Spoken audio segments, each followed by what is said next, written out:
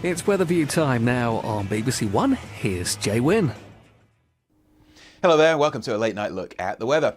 Well, Saturday evening was all about the thunderstorms across large parts of England and Wales. Most of those have now faded away. And for the day today, yes, there is an area of low pressure to the southwest of us. Shouldn't really come into play until much later in the day. Through the day today, we do have this east or southeasterly breeze. That's coming in from the near continent, bringing some very warm air and some quite high humidity. So a very warm, humid day today, and that combination will spark off further showers. Through the small hours of this morning, yes, some rain up and down that eastern coast, but it's not too heavy. A lot of cloud for the northern half of the UK, clearer skies further south, but there will be some pockets of mist, but a very muggy night, no lower than 17 degrees in and around the London area. Very difficult for sleeping here. Through the first part of the morning, yes, a lot of cloud for the northern half of the UK, showers getting going through the Midlands in particular.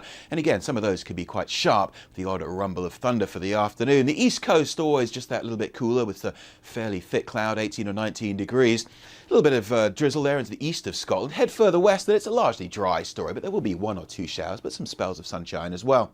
Largely fine and dry for Northern Ireland, 21 degrees or 22, not too bad.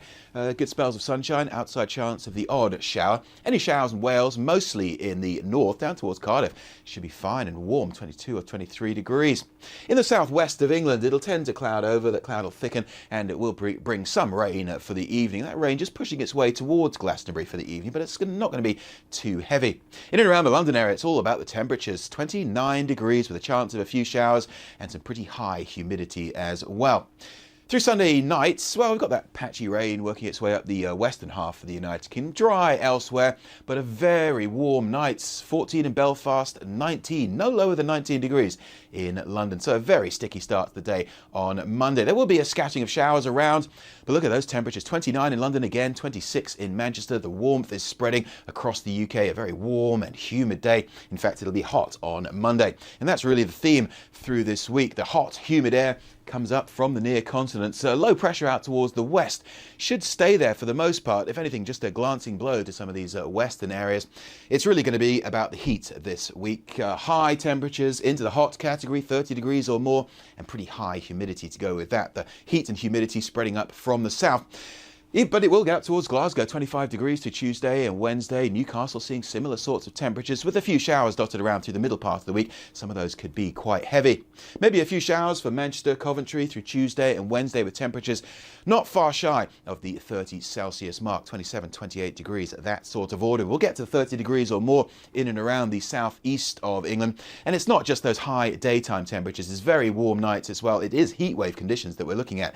So if you've got problems dealing with the heat over the next few days, head for the NHS Direct website for advice on that. Good night.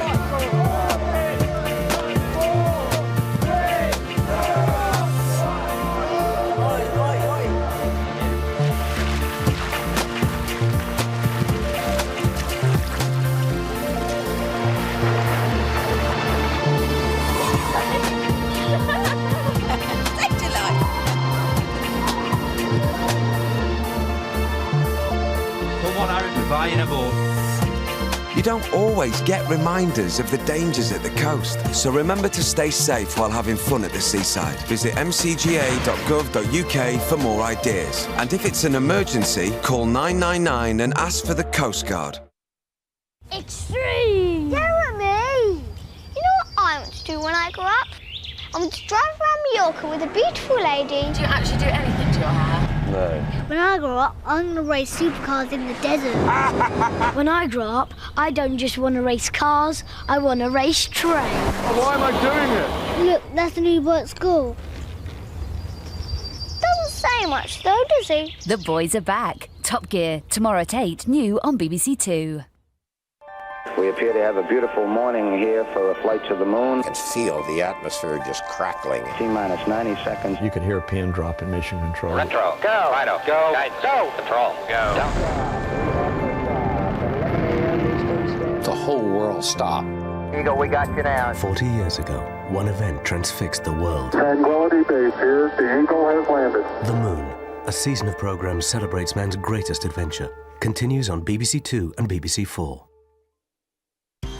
It all started with an advert. This is a job. It's 150,000 Australian dollars. It's a fantastic PR gimmick, isn't it? Bang! It's the cameras, and it's the people, and it's the flashbulbs. Discover how one small island became the biggest story. The best job in the world. Thursday at 9 on BBC One.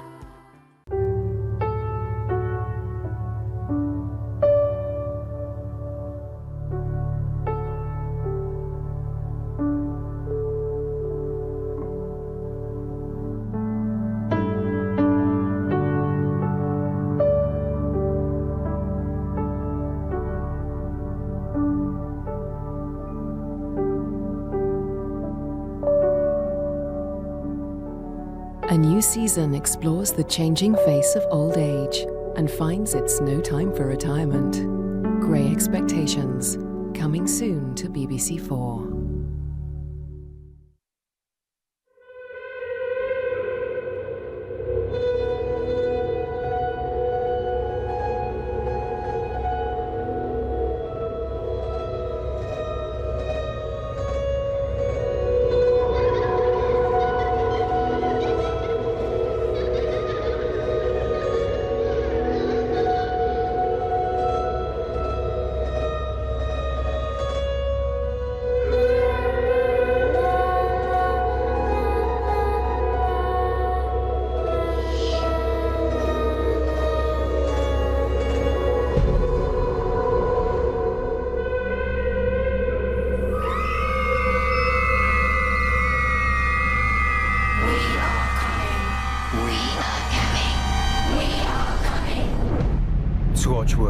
Children of Earth, all 5 parts in 1 week. Starts Monday the 6th of July on BBC One. And we're underway, finally. Oh my word, it's gone straight to second slip. What a horrible start. How many Australians do you love? I love them all when I'm not playing against them. Away it goes. Is it 4 or is it 6? It's 4. Is he caught down the leg side? There's an appeal for catches out. What everyone's listening to this summer. That is astonishing stuff. The Ashes starts Wednesday the 8th of July, live and uninterrupted on DAB Digital Radio with 5 Live Sports Extra.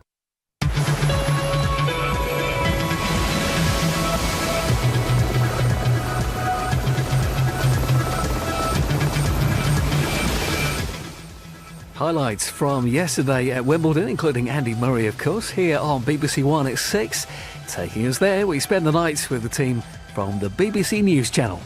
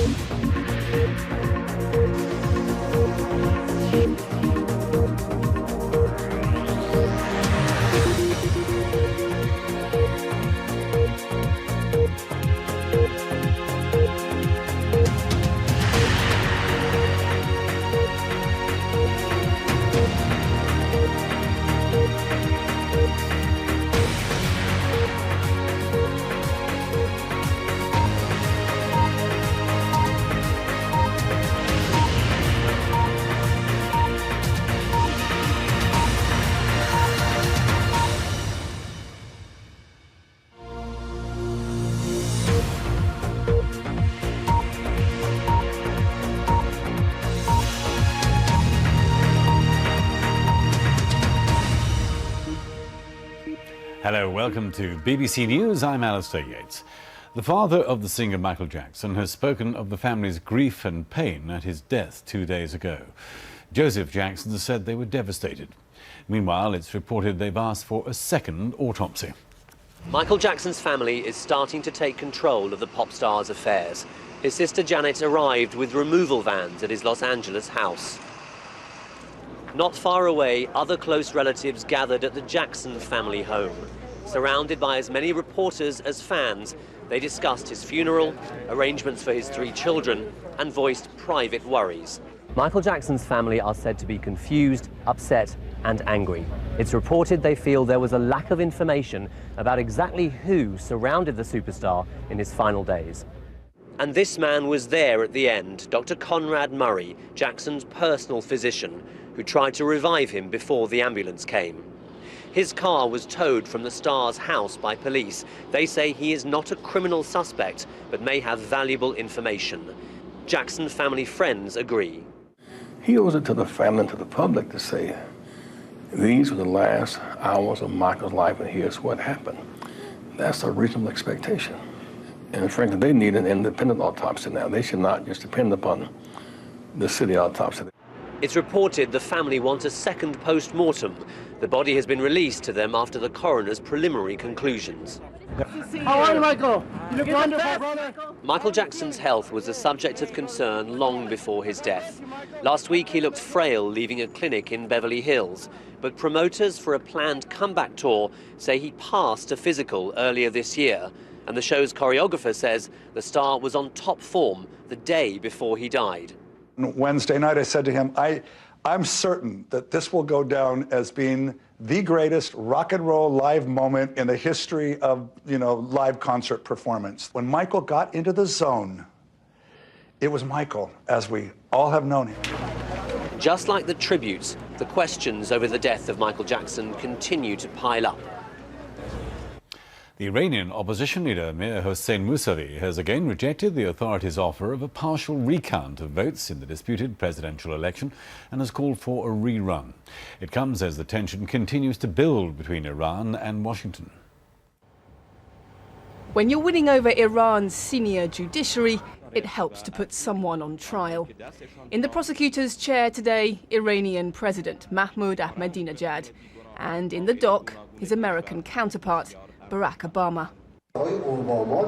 We are surprised at Mr. Obama. Didn't he say he wanted change? Why did he interfere? They have revealed their intentions before the Iranian nation, before the world. Their mask has been removed. What's needed to restore confidence, says Iran, is an apology. I don't take Mr. Ahmadinejad's statements seriously about apologies. Particularly given the fact that the United States has gone out of its way not to interfere with the election process in Iran. But on the streets of Tehran, it's the Iranian government that's accused of interfering in the election.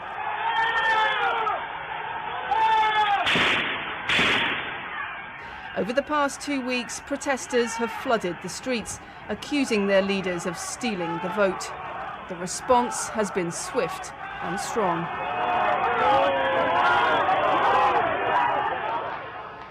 This is where protesters voice their dissent now, chanting from their rooftops every night after dark. Even that is sometimes too much for the security forces. In this video, which recently appeared on the internet, one resident shows how security forces came into his house, smashing things on their way. Iran's president might be chasing an American apology, but the battle he's really fighting is right here. Lucy Williamson, BBC News. And you're with BBC News. Still ahead on the programme, tributes to the fallen and those serving overseas to mark the country's first Armed Forces Day. And Murray does it again. A convincing win takes him through to the last 16. More now on our main news, the death of Michael Jackson. Earlier, I spoke to Andy Gallagher, our correspondent in Los Angeles. He said there are so many questions still unanswered. Well, extraordinary scenes here on the Hollywood Walk of Fame all day. Hundreds of people lining up to pay tribute to Michael Jackson. His star is on the pavement behind me. People are laying flowers. One person even laid a TV set because they said that's the first place that they saw Michael Jackson. But as in life, there are many questions now about Michael Jackson's death. Questions about what role his personal in-house physician played in those vital last few moments, and also questions about that independent autopsy ordered now apparently by the Jackson family themselves. So we will have to wait in all likelihood for 6 to 8 weeks for those toxicology reports, which are vital in this investigation. And Andy, what about over this weekend, the memorials and the celebrations that will be taking place over the weekend around the world? Well, there's a lot of speculation about what kind of funeral Michael Jackson will have. His family are actually at the moment in a compound in a Jackson home in North Los Angeles talking about that. But some people I've spoken to said it simply has to be something public. And apparently someone close to the Jackson family has said they may do something spontaneous and global, because apparently the family are unhappy about all the speculation about Michael Jackson's death and what he was up to in his personal life, and really want people to reflect on what he gave to the world of music and his distinctly unique lifestyle. You were talking earlier, Andy, about all these rumours that are going about over the children and his finances, the money, that sort of thing, and the autopsy. What about the autopsy, just briefly again? What is it that the family are hoping to achieve from that? Well, in this case, the family has a right to ask for another autopsy. The one that was carried out a couple of days ago, or just yesterday, was a state autopsy. The coroner was is a Californian state coroner, and they want to have their own independent one. They have every right to do that. Whether that will mean toxicology reports come through any faster, we'll just have to wait and see, because that is really the vital part of this investigation. We have to wait and see what those toxicology reports show, whether he had any drugs in his system. Of course, there's a lot of speculation about him being injected with painkillers and other prescription drugs. The other point is the vital role which his in-house physician played, Conrad Murray, the doctor that initially it was thought was missing but is now talking to the police, what part he played in all this, because he was ultimately with Michael Jackson in those last moments. The BBC's Andy Gallagher there. Russia and NATO have agreed to resume military cooperation after nearly a year of difficult relations that followed Russia's conflict with Georgia. Both sides have accepted that differences remain, but NATO's Secretary-General Jaap Schäfer said there was much that could be done together. We restarted our relations at a political level. We also agreed to restart the military-to-military contacts, which, as you know, had been frozen since last August. And there were many more subjects discussed for possible cooperation, for increasing cooperation in the framework of the NATO-Russia cuts. Well, among the issues for cooperation between Russia and NATO will be those of security, the fight against piracy, the spread of nuclear weapons, and the situation in Afghanistan. Meanwhile, the US authorities have confirmed a change to their drugs policy in Afghanistan at a G8 foreign ministers meeting in Italy. Our correspondent Duncan Kennedy has more. After 2 days of talks dominated by Iran and the Middle East, the last day of the G8 was dedicated to Afghanistan, and news of a shift in American policy. The US Special Envoy to Afghanistan, Richard Holbrooke, said poppy eradication was now out. Helping farmers plant new crops was in. It was an admission that years of attempts to wipe out Afghanistan's heroin trade had come to nothing. The poppy farmer is not our enemy. The Taliban are. And to destroy the crops is not an effective policy, and the U.S. has wasted hundreds and hundreds of millions of dollars on this program, and that is going to end. Afghanistan accounts for more than 90% of the world's heroin and opium trade.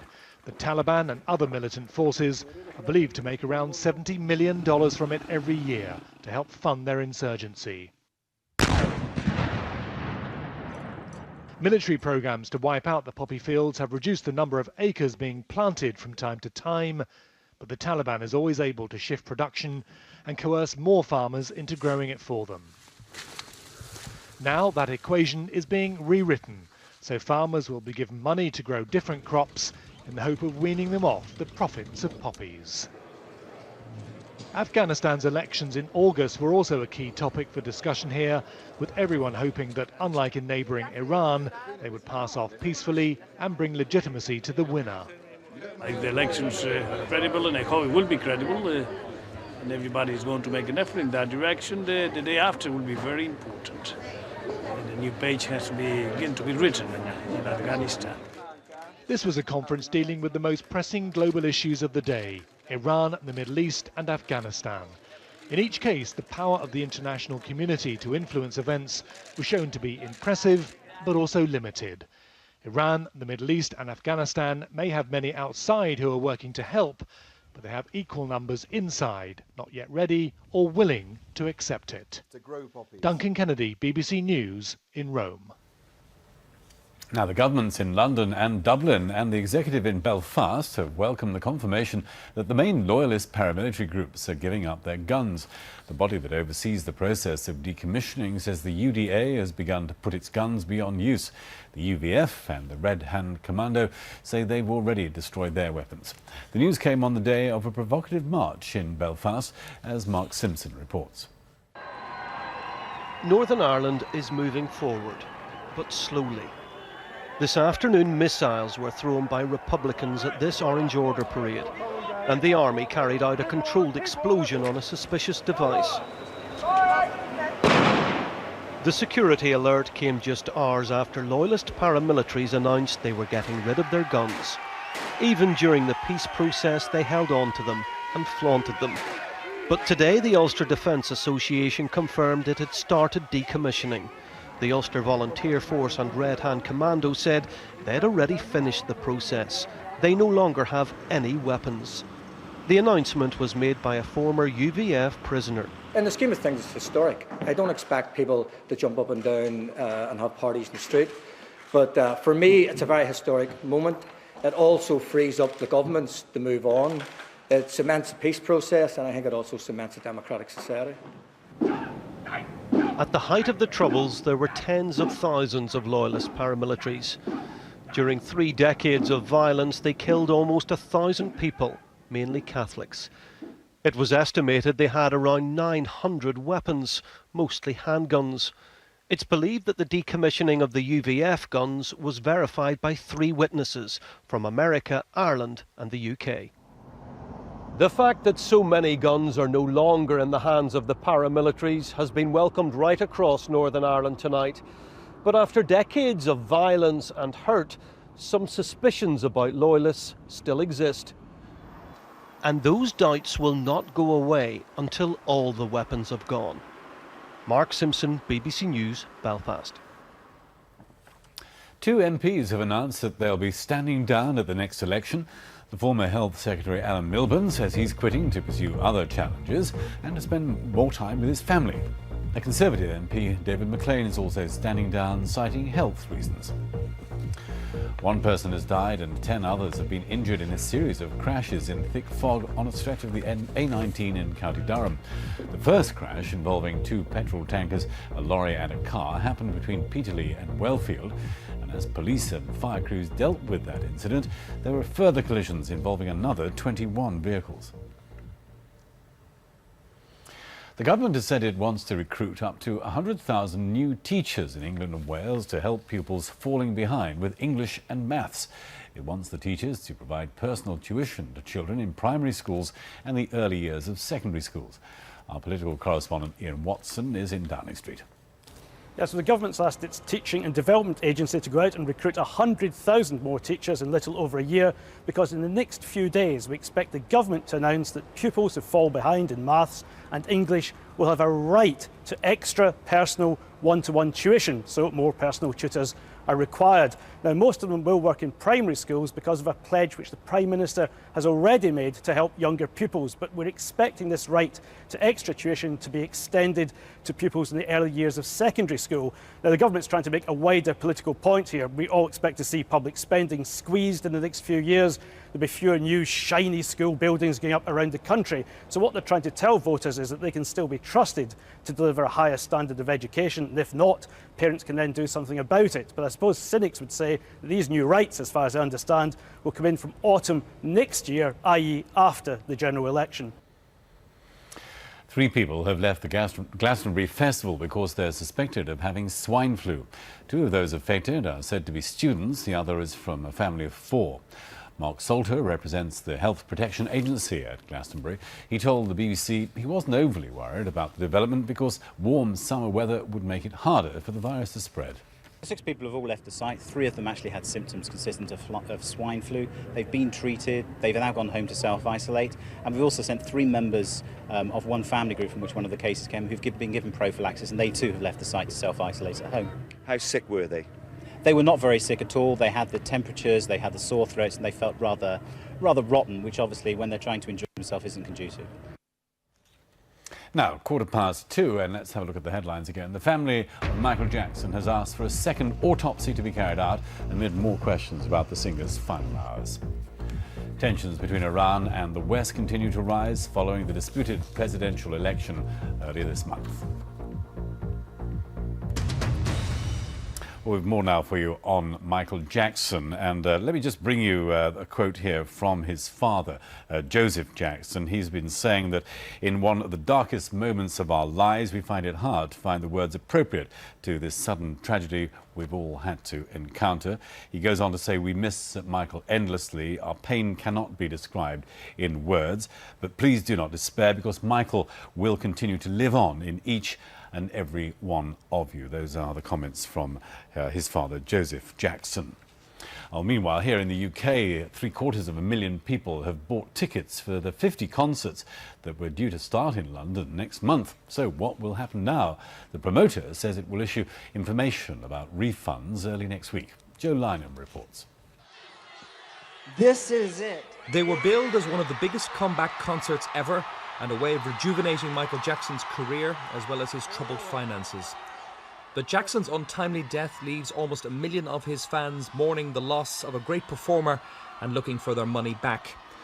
On Monday, the O2 Arena and Ticketmaster will tell concert goers how and when they are to be refunded, with the law allowing them a reasonable time frame to do so.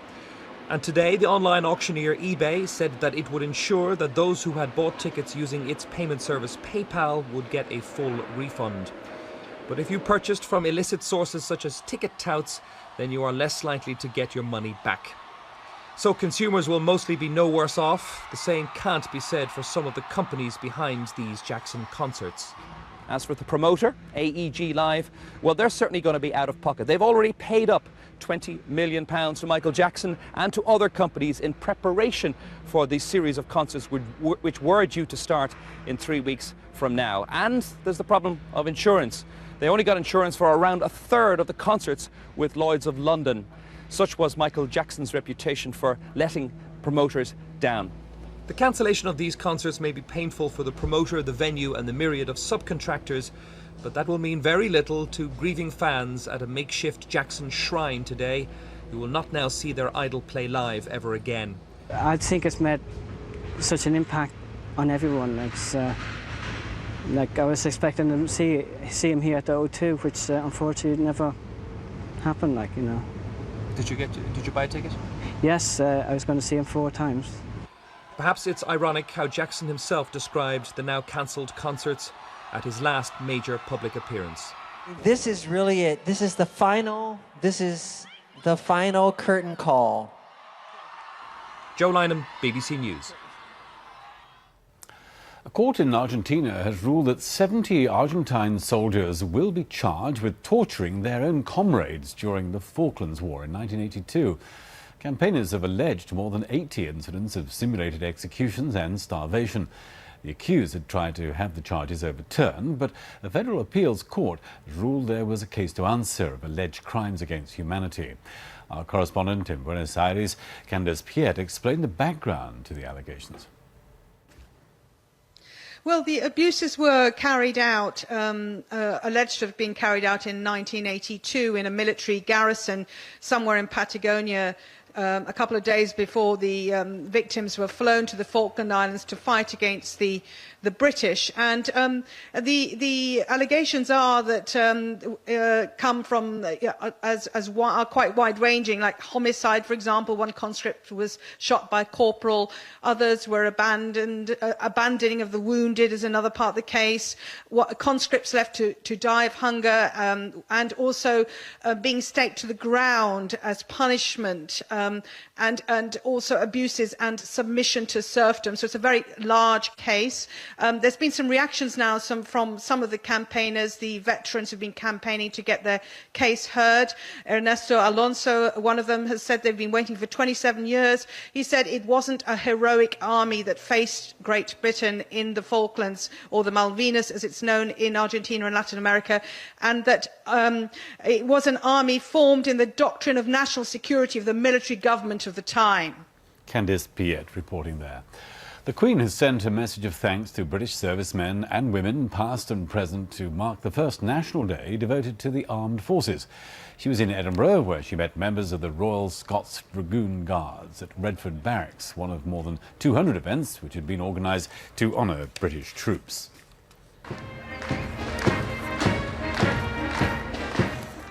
The largest event was at Chatham in Kent, where members of all three armed forces were represented.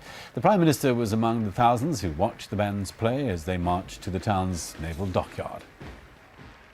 Our people, I believe, have always appreciated their armed forces, but we perhaps not always in the past given that appreciation the sort of tangible expression that it needs. That's changed over the last few years, and I think this is just another reflection of that. Armed Forces Day used to be known as Veterans Day, and it's hoped the name change will prompt the public to think not just of veterans, but also those serving today on the front line. And our defence correspondent Caroline Wyatt has been with British troops in Helmand province in Afghanistan. Summer in Helmand, and British forces have gone on the offensive against the Taliban. This is soldiering at its toughest, and taking the fight to the enemy has seen British casualty rates rise. Armed Forces Day is a chance to pay tribute to the service and the sacrifices being made here. We have had a number of IEDs, improvised explosive devices, going off. My platoon has lost a few men wounded, yeah, and I'm sure there's plenty more to come, to be honest. Here at the forward operating base in Sangin, the men of 2 rifles say that morale is high. Whatever the difficulties and however harsh the conditions, they're doing the job they signed up for. Visiting the troops here today, the Defence Secretary Bob Ainsworth said public support was crucial to morale on the front line. Well, when you come out to a place like this and you see the austere conditions, the hard living and the hard fighting that's being done, it is absolutely vital that we are showing our appreciation and that people know that they're supported for the work they're doing. That's true, say the men of the Black Watch, as they clean the dust of Helmand from their weapons, just back from a major operation. The British public are absolutely awesome. The amount of parcels and letters that the troops get over here in Afghanistan is unbelievable, and it's exactly the same as Iraq last year, to the point where they were having problems getting the parcels out to the lads. No rest today for Britain's servicemen and women in Afghanistan, but much comfort in knowing that as they serve here on the front lines, they're in the thoughts of so many back at home. Caroline Wyatt, BBC News in Helmand Province. Let's get up to date with sport now. Here's Sean Fletcher. Hello, Andy Murray can start planning for the second week at Wimbledon, having booked his place in the last 16. The Scot produced another dominant display in the third round against Serbia's Viktor Trojic. He won in straight sets 6-2, 6-3, 6-4 in less than 2 hours. From Wimbledon, here's Kevin Geary. The clouds lowered ominously and the elements produced the sound and light show that accompanies a British summer symphony, but not over centre court. £80 million worth of new roof remained unused. The British weather, like British tennis players, perpetually unreliable, with one notable exception, Andy Murray. From the moment he made his entrance, there was never the slightest doubt he would dismiss what turned out to be a feeble challenge from Viktor Trojic. Basically because he never allowed the number 30 seed a foothold in the match. The Murray serve was frequently unreturnable, and the ground strokes simply too good during a first set captured in just 27 minutes. It was more of the same in the second. The way things were going, the Scot scarcely needed to have luck on his side as well. Though the match was already as good as won, Murray was still intent on exhibiting his improved athleticism, speed and determination to chase down seemingly lost causes. That's the message that accompanies the ball statistics of a straight sets win. I have to give myself, an A for coming through the first week, and each win's a big one here, and I'm going to have to play better next week if I want to come home with the title. Well, something of a novelty for the fans here, a Britain through to the second week of Wimbledon and without any palpitations. Andy Murray has shown none of the vulnerability of Tim Henman. The realisation is beginning to dawn that he could go all the way. Kevin Geary, BBC News, Wimbledon.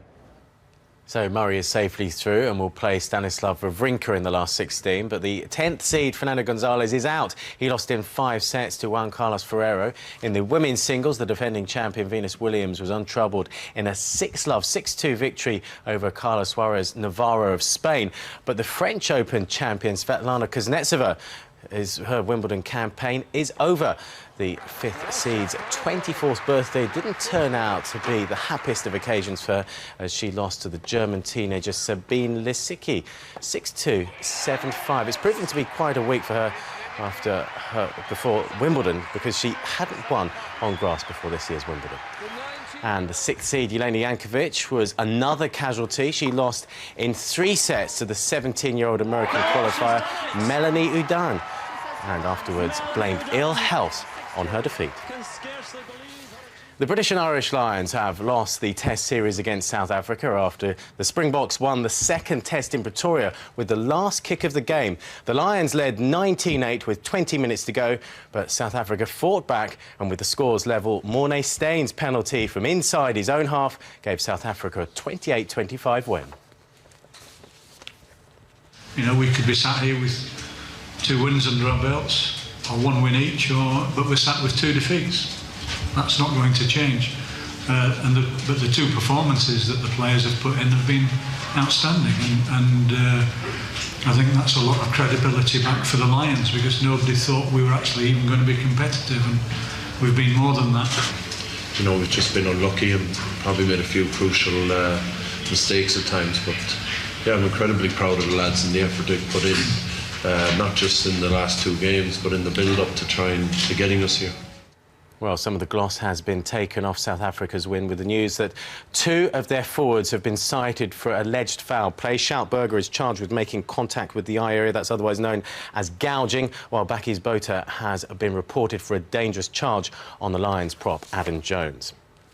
In the Super League, the Catalan Dragons have moved to within 2 points of the playoff places after a 22-20 victory over Castleford.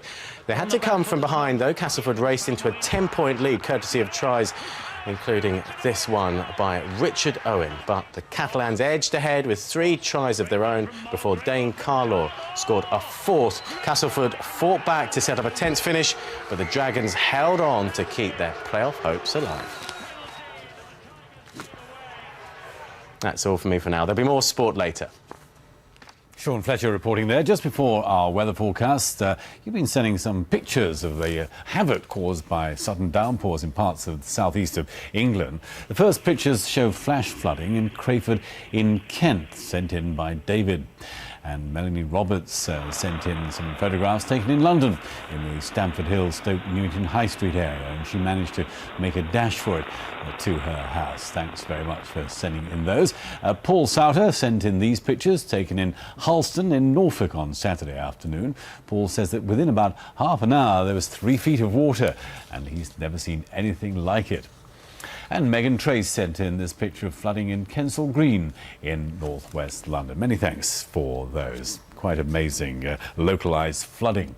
So let's check on the weather. Here's Sarah Wilmshurst. Hello again. Well, yesterday we had some really sharp showers across parts of northwest England, the Midlands, and particularly to the north of London. Now, again, there could be a few showers today, but the main theme is that it is going to be very warm and very humid for many of us. Now, the rest of the sunshine in the morning will be across more southern areas. Quite a lot of cloud across northeastern parts, a few showers as well. And the showers really start to get going as we head through the day, particularly across England and Wales with all that warm, humid air mixed in again. But I think southern areas will be generally dry and fine until we see some more persistent cloud and some drops of rain moving in from the southwest. 1 or 2 showers for Northern Ireland and staying quite grey and cloudy towards more northeastern areas. And here with the wind off the sea, temperatures will only reach 18 degrees. For the rest of us, though, it's going to be warm and muggy. Temperatures in London up to 29 degrees Celsius. And as we head into next week, it's going to get even hotter. Hotter by day, very warm by night. If you want more advice, head to the NHS Direct website. Bye-bye.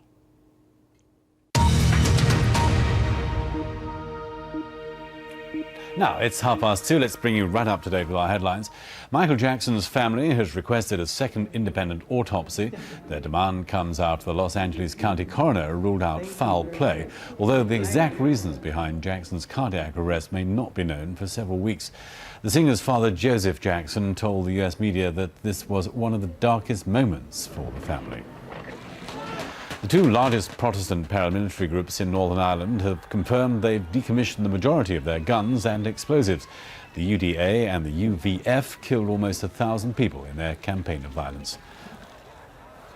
The Iranian opposition leader, Mir Hossein Mousavi, has refused to support a plan by the Guardian Council to hold a partial recount of the votes in the disputed presidential election. Mr. Mousavi called for a rerun of the poll. Well, that's our main news just for the moment. The two MPs have announced that they will be standing down at the next election. The former Health Secretary Alan Milburn says he's quitting to pursue other challenges and spend more time with his family. And the Conservative MP David McLean is also standing down for health reasons. One person has died and 10 others have been injured in a series of accidents in thick fog on the A19 in County Durham. Nearly 30 vehicles were involved in the crashes at Peterlee, including 2 petrol tankers and a police car. Events have been held across the UK to mark the first Armed Forces Day, which pays tribute to the work of Britain's servicemen and women, past and present. The national event was held at the historic dockyard in Chatham. Yep, we'll have more world news for you coming up at 3 o'clock, but now it's time for The Bottom Line. How brutal do you have to be in business? I'll be asking my guests whether the familiar caricature of the ruthless, blunt-speaking businessman is the right one. And the power of a bargain. We'll talk about the secrets of price discounts. Each week, influential business leaders come to Studio 80A in London's Broadcasting House for the BBC Radio 4 programme, The Bottom Line. And now you can see the discussion as well as hear it. And our Open University partners have more information about everything in the programme, details on our website at bbc.co.uk/bottomline. My guests this week are David Roach, President of Hotels.com, P.Y. Gerbeau, Chief Executive of X-Leisure, and John McLaren, Chairman of the Barchester Group.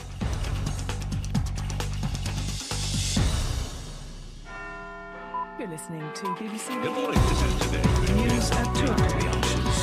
The shipping forecast. 92 to 93. And we're going to business now with The Bottom Line. First, let's spend a few minutes getting to know my guests. And first off is P.Y. Gerbeau, who's Chief Executive of X-Leisure, and most famously the man who was asked to turn around the Millennium Dome and also Disneyland Paris before that. P.Y., you call X-Leisure a leisure company. The value of the company really hinges on the value of the property, doesn't it? And last time you were here, Well, it was sagging as much as the value of the property. How's it going at the moment? The good news is the business part is taking over from the property values, because property values are in the toilet, aren't they? So obviously the operating side of the business is carrying the real estate side of the business. So it's a more balanced picture these days. You've become a bit of a specialist in sort of turnaround projects, haven't you? How many have you done? Well, we've done 9 in the last 17 years, from the US to the last communist country, which is France, obviously, pan-European. So yeah, a bit of an international gypsy I am. You described France as the last communist country. I'm not allowed to say that. I'm French. You're allowed to say it. You're French. No, I know. It's not that bad, though, is it? Actually, it's actually doing rather better than some of the capitalist countries at the moment. It's doing terrible. It's doing dreadful. There was 80,000 people lost their job, and we have a president who's more interested jumping on a 6-foot-tall Italian ladies and running the country. My second guest is John McLaren, founder of and chairman of the Barchester Group, which is a kind of corporate advisory firm, isn't it, John? Are there many opportunities out there at the moment for a company like yours? Growing number, actually. Firstly, a lot of companies really lost faith in the banks.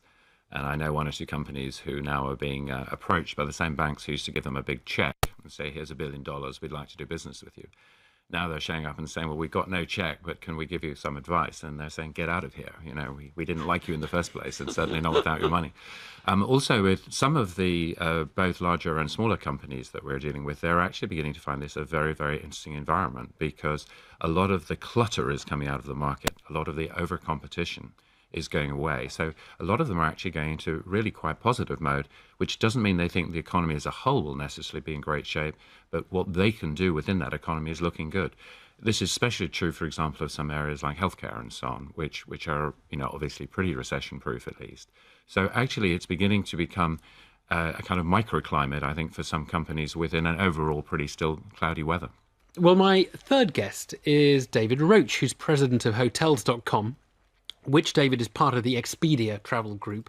Just run us through the revenue model, how you get paid, how much you get paid for when I book a hotel through Hotels.com. What's happening to the money? Well, we essentially get paid in form of commissions from the hotels themselves, and we have a separate revenue stream from advertising on the site. Together, the sites of Expedia probably have somewhere in the region of 60 million visitors per month. So we're a big media property.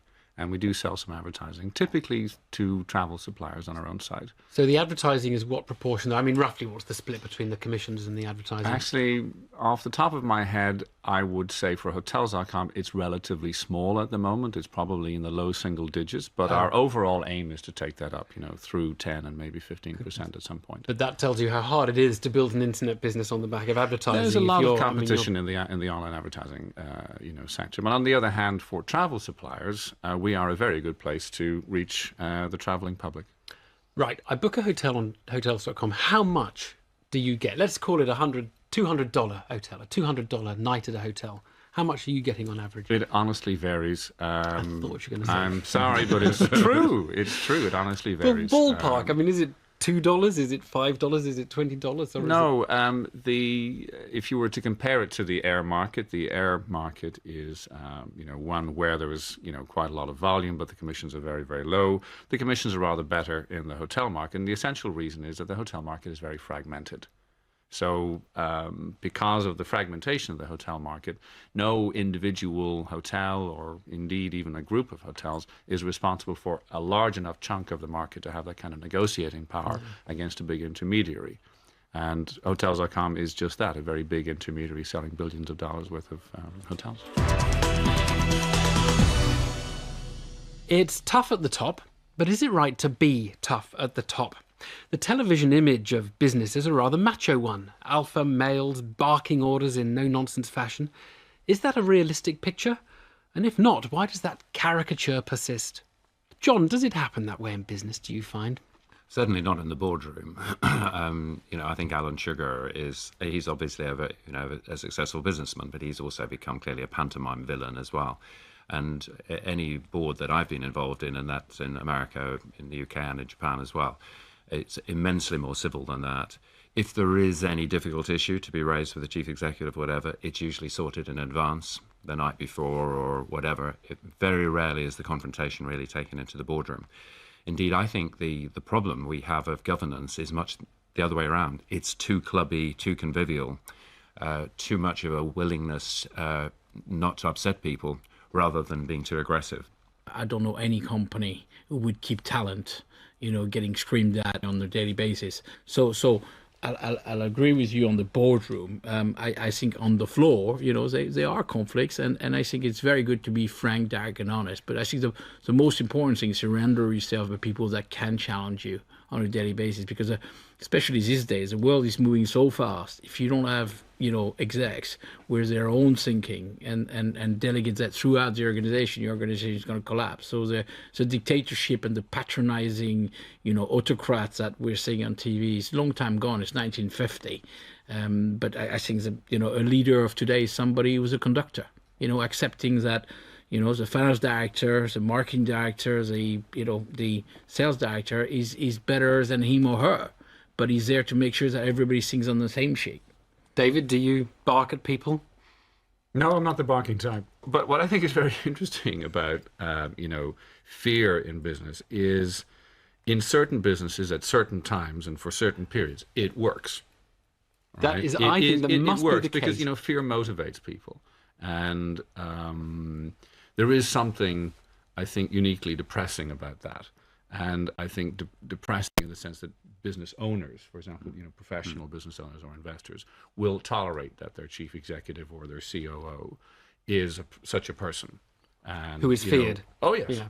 I'm so glad you said that, because I was scared you would all pretend that but there's it never has any a cost. case for it. I think it definitely has a cost. So, I mean, talent has options.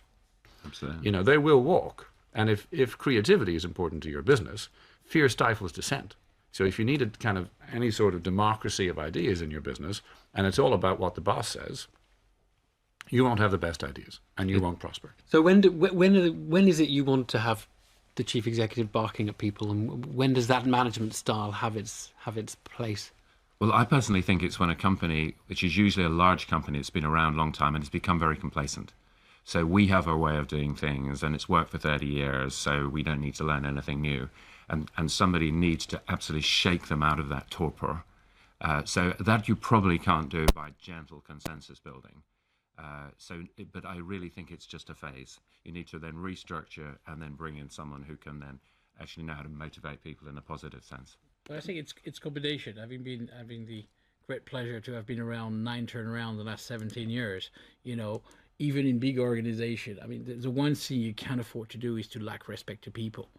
So if you got to bark at somebody, you cannot. There's no way, because it will tarnish you, and nobody will employ you ever again, or nobody will want to work for you and with you. So ruthless needs to be done. Again, I think it was Daily Telegraph who said, I was a horrible man because I had to sack 2,500 people in my career. But when you save companies, you got to be ruthless about job, but you never lack respect. So that doesn't mean you stand on the floor and you scream at somebody. So you're ruthless in your management style, but you're kind of nice to people and give them. But it's, you got to engage people, and you're not going to embark them on your trip by treating them, like dogs or animals or just lacking respect. Because as David said, talent walks. Talent's got many options, especially in the difficult market. We're lacking talent. So if you're not able to, and if you're wondering what you can do in public, when you've got what our American friends call a town hall, I think you can be passionate and inspire people, or you can passionately scourge people. And I think most of us would rather, we were hanging our hats as leaders on inspiring people rather than scourging people.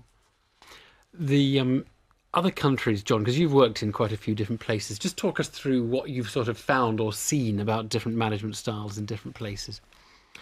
Well, in Japan, the whole concept of a board doesn't really exist, because the board is really there to rubber stamp decisions taken at a lower level. And so when the Japanese are trying to work out an issue, serious issue, they have a word which happens to be called nemawashi, and what that literally is root wrapping.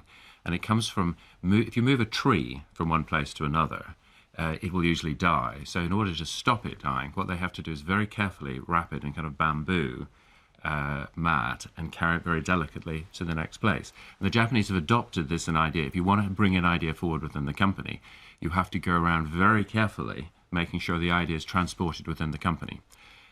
So that's the way it works. But by the time it gets to the board, it's rubber stamp. So it's not barking at people. But what's quite interesting is, if I understand you, is that the Japanese don't bark at people and say you're fired and you're hired and sort of behave in that rather aggressive way, but they're much more deferential to their superiors than we are.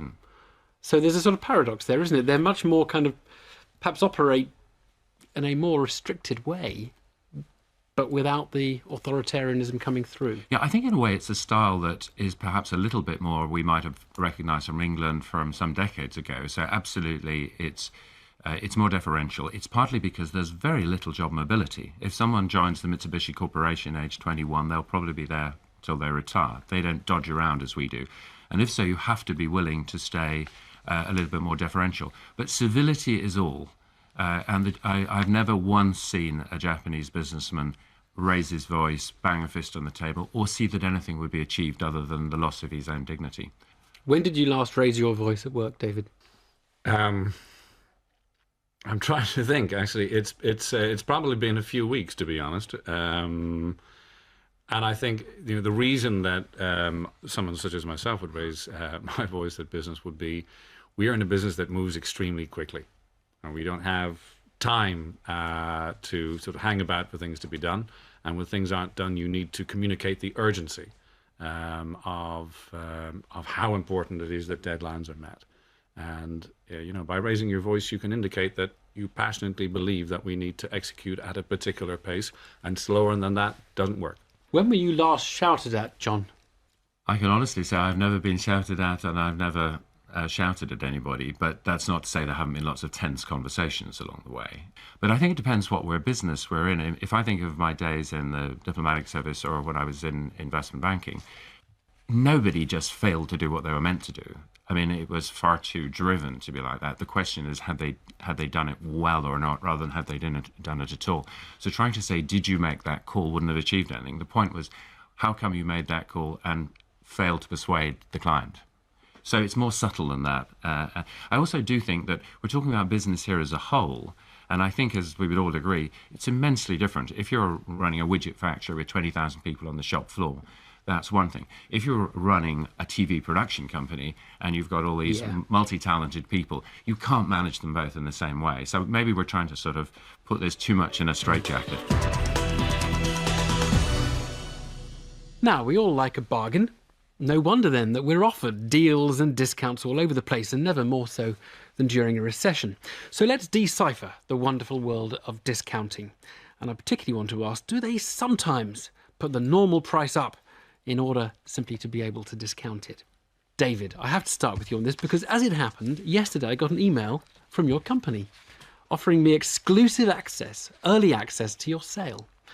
Now tell me about this sale. Are these really discounted prices, or are these prices that have been kind of managed in some way? Yeah. No. I can't say what other retailers do, and it may be possible that other retailers put up prices only to take them down again. But the prices on our site are actually the prices that the hoteliers directly input themselves. So we don't take a very active hand in controlling the price. But we do discuss with hoteliers the sorts of discounts and the 3 for 2s and 4 for 3s and so forth that they might offer. And we work with them on a promotional calendar basis so that their discounting matches the seasonality of the shopping habits of customers. So the discounting in your case, though, this is really the important distinction I want to get at. Is it about supply and demand? Is it saying we've got so many rooms, we need to cut the price in order to get customers out and to fill the rooms? Is that what it is? Or is it a sort of a marketing thing in which you're trying to persuade us that we've got a discount because you observe we like buying discounted products and we don't like buying full